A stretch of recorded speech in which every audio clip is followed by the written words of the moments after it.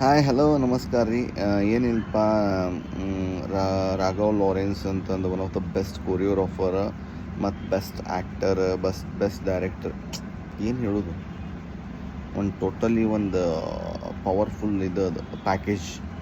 So ಅವ್ರ ಬಗ್ಗೆ ನಾ ಈಗಂತಲ್ಲ ಮೊದಲಿಂದ ಕೇಳಂತೀನಿ. ಅವ್ರು ಒಟ್ಟು ಹಿಂಗೆ ಮೀಡಿಯಾದಾಗ ಜಾಸ್ತಿ ಫುಲ್ ಯಾವಾಗಲೂ ಹೆಸರು ಆ ಥರ ಏನೂ ಇರೋಂಗಿಲ್ಲ.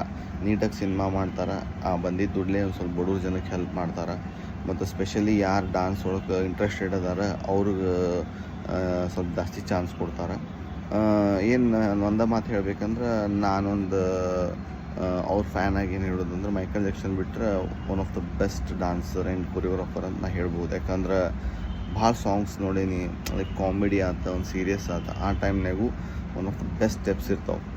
ಅದಕ್ಕೆ ನಂಗೆ ಭಾಳ ಇಷ್ಟ ಆಗ್ತಾರೆ. ಸೊ ಒಂದು ಎರಡನೇದು ಮನುಷ್ಯನೂ ಭಾಳ ಚಲೋ, ಮೂರನೇದು ಒಂದು ಹೆಲ್ಪ್ ಮಾಡೋ ಒಂದು ಮನಸ್ಸು ಐತಲ್ಲ, ಅಷ್ಟು ಈಸಿ ಯಾರಿಗೂ ಬರೋಂಗಿಲ್ಲ. So hats off to Raghav Lawrence. All the best. Thank you.